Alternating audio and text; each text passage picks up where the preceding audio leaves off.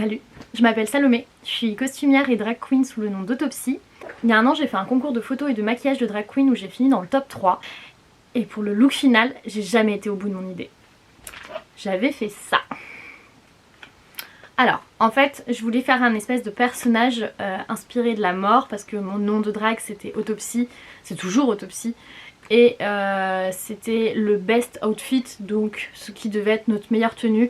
Et je voulais faire tout un personnage autour des éléments du squelette. En fait, j'ai juste eu le temps de faire cette cage thoracique avant de faire un gros pétage de câble de fatigue. Et finalement, j'ai fait tout autre chose, c'était tout aussi bien et ça marchait très bien.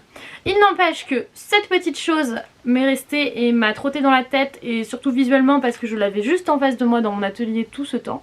Et que c'est enfin son jour. Ça y est, c'est enfin ton moment. Donc je suis repartie un peu sur la même idée de silhouette squelette. Je vais faire une espèce de faucheuse revenue des enfers, mais tout de rouge vêtu. Alors c'est pour dans une semaine pour un show de drague. Donc je vais faire avec ce que j'ai. Donc j'ai cette cage thoracique que j'ai fait à l'époque en Warbla. On le voit derrière. Et que j'avais bombé grossièrement en doré. J'ai des tonnes de strass, de perles rouges. Je veux bien réussir à réutiliser tout ça. J'ai juste acheté des espèces... Pardon pour le bruit. J'ai juste acheté des espèces de petites gouttes parce que ça fait très longtemps que je voulais mettre ça sur un costume. Voilà.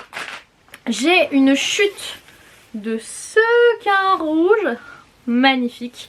Par contre j'ai une chute, donc j'en ai beaucoup mais pas assez pour faire ce que je voulais, donc je vais la mixer à ce velours rouge dont c'est aussi une chute. Voilà, je pense que ça ira. Et j'ai aussi des restes, je crois que j'ai des plus grands métrages quelque part. J'ai des restes de ce magnifique satin rouge. Voilà, je crois qu'il me reste plus de 2 mètres quelque part. Ça devrait suffire pour ce que j'ai envie de faire. Donc je pars sur un académique, on ne se refait pas, pour être à l'aise dans le tissu à sequin rouge que je vais compléter par endroits avec le tissu velours vu que je n'en aurai clairement pas assez. Donc pour être entièrement recouvert de sequin, je voudrais faire des gants assortis. J'ai ces embouts en métal que j'avais commandé pour un autre costume que finalement je vais utiliser là. Donc je voudrais prolonger ça avec ces embouts, toujours rajouter, perler plein de strass partout. Par dessus je voudrais avec le satin rouge créer comme une petite jupe basque, vous verrez, pour habiller un peu le bas mais quand même qu'on voit mes jambes. Et je vais réutiliser cette cage thoracique, je pense que je vais devoir la couper par endroits. Le but c'est de pouvoir la fixer sur l'académique, mais avant je voudrais entièrement la perler et la strasser avec tous mes sequins rouges, les gouttes et tout, voilà. Si j'ai le temps de faire une coiffe assortie, pourquoi pas, mais ce n'est pas ma priorité. On va commencer en premier par faire l'académique parce que je voudrais pouvoir réutiliser les chutes pour recouvrir la cage thoracique. Après je pourrais faire le moulage de la jupe en satin pour pouvoir la fixer sur l'académique, je pense pas de manière définitive pour pouvoir l'enlever. Enfin on pourra bomber la cage thoracique et s'amuser avec le latex, les strass et tout et tout et tout et tout. C'est parti! Je suis partie d'un patron d'académique femme que j'avais en stock. Alors c'est une taille 36, donc je l'ai réagrandi vu que je fais plutôt un 40. Je l'ai tracé cette fois-ci sur une toile parce que c'était une chute que j'avais et puis ça évitait d'utiliser du papier neuf. J'ai utilisé le même tissu sequin rouge que pour ma précédente vidéo pour mon costume de Cruella. Alors entre temps il m'a aussi servi pour un autre projet top secret que je vous montrerai peut-être plus tard dans l'année. Donc vraiment c'était une petite chute, donc j'ai décidé de faire que la partie basse de mon académique dans ce tissu et de faire la partie haute dans le velours rouge.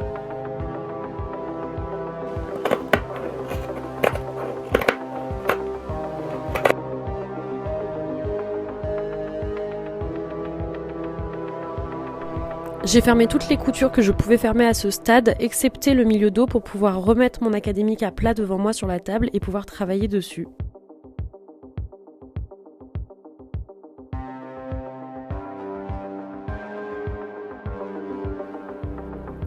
J'ai ensuite coupé dans le velours rouge la seconde partie de mon académique, donc toute la partie au-dessus de la taille.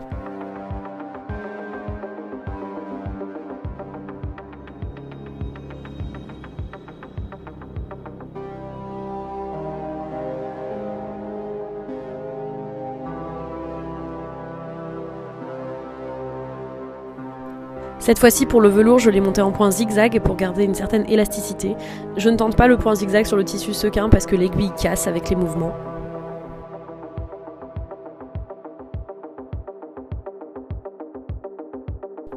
Puis j'ai épinglé la partie basse en sequin sur la partie haute en velours. Je suis revenue avec un ciseau donner des formes plus arrondies à ma découpe.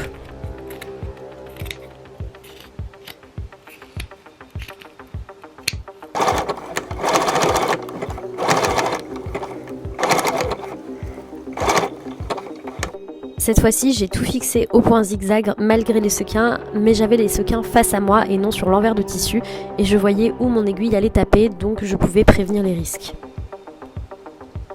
J'ai rajouté des morceaux de sequins que j'avais découpés dans des formes variées et arrondies, histoire de lier un peu le passage des sequins au velours et créer comme un dégradé.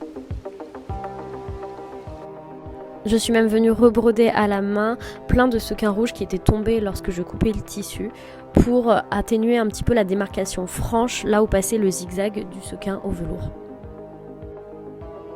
J'ai enfin pu fermer ma couture milieu dos en laissant juste la place pour une fermeture éclair sur le haut. J'ai ensuite fait mes manches de la même manière, la partie basse en sequin, la partie haute en velours et des morceaux rebrodés pour relier les deux.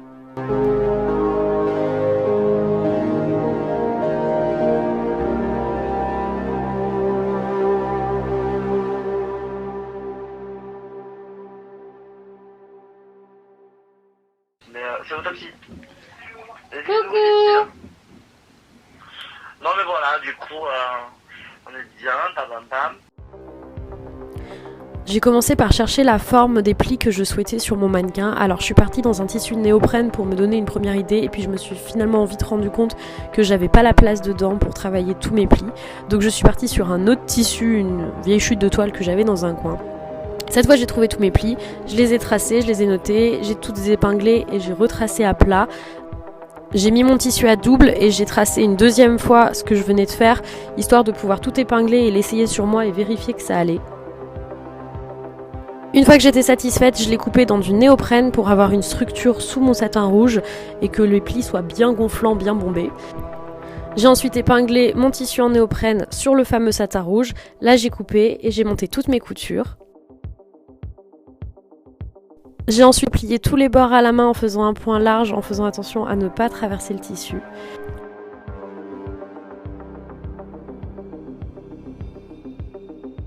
J'ai préféré faire une doublure pour ne pas qu'on voit le tissu néoprène de temps en temps dans mes mouvements. Donc j'ai simplement positionné un grand morceau de tissu satin rouge par-dessus. J'ai coupé en laissant une petite marge, je l'ai replié et fixé à la main.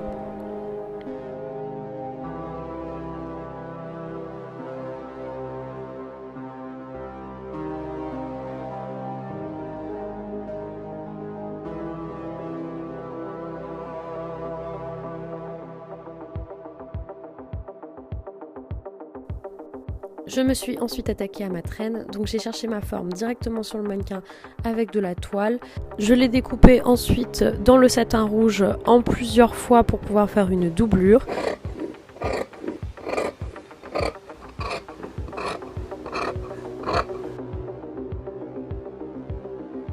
J'ai tout monté à la machine et j'ai ouvert les coutures.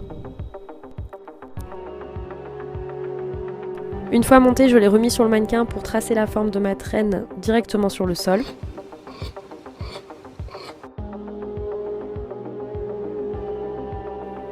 J'ai fixé la doublure qui est le même morceau en faisant simplement une couture tout autour et en laissant une ouverture de 15 cm par lequel je suis venue tout retourner.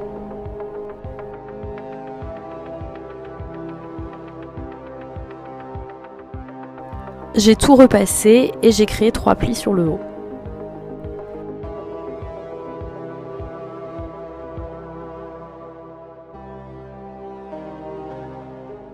Donc là j'ai fixé la traîne au pli. Alors je pensais la faire passer en dessous au début, mais en fait je crois que je préfère comme ça.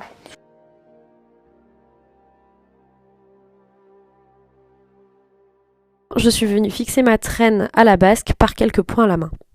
J'ai fini de coudre l'académique. Voilà.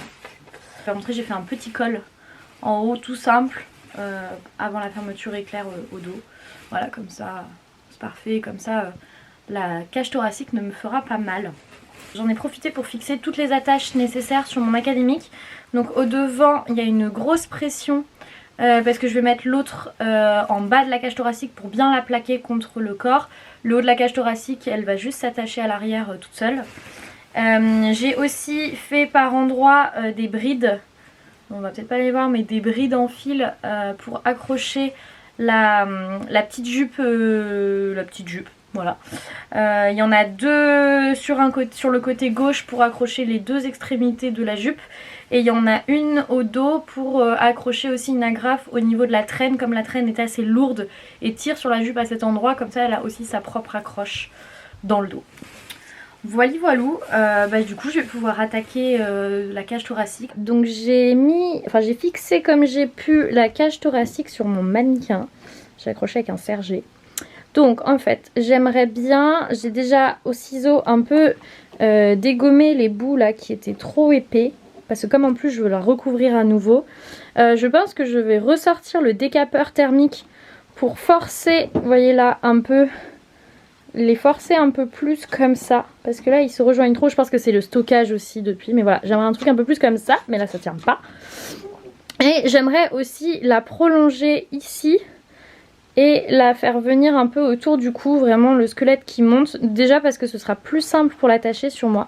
Et je pense que je vais bosser, j'ai ce gros serré là qui traîne, je pense que je vais mettre des serrés à l'épingle où je veux que ça aille et je vais y aller au pistolet à colle par dessus pour tout renforcer, solidifier et de toute façon je recouvre tout après. Voilà, donc là je pense que c'est pas mal, j'ai fait des petites dégoulinures par endroits. Ah oui, et du coup j'en ai profité aussi au décapeur thermique pour agrandir la cage. Vous voyez, maintenant ça passe bien en dessous, au creux de la taille. Voilà.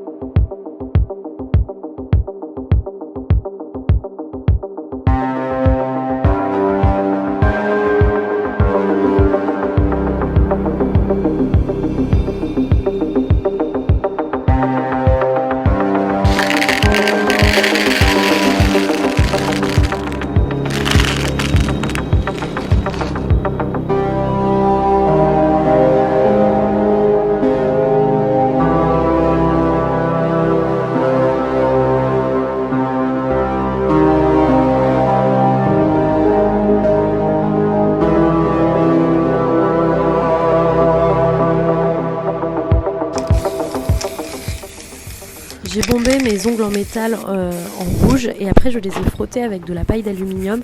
En fait ça enlève le rouge sur la surface mais pas dans les creux, donc ce qui fait une espèce de patine dorée rouge. J'ai ensuite tracé le patron de mes gants en partant de la forme de ma main que j'ai simplement agrandi par endroits.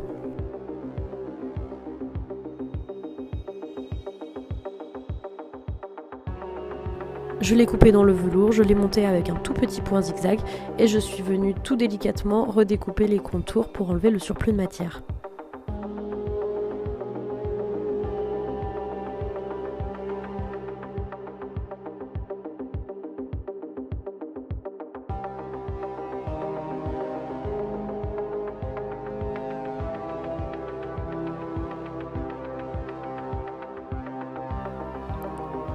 J'ai fixé les ongles en métal directement sur les gants en velours au pistolet à colle. Alors j'avais mis des gros feutres pour donner un peu de volume aux doigts et pas directement mes propres doigts comme j'ai pu le faire dans le passé et mes ongles s'en souviennent. J'ai laissé sécher et j'ai strassé.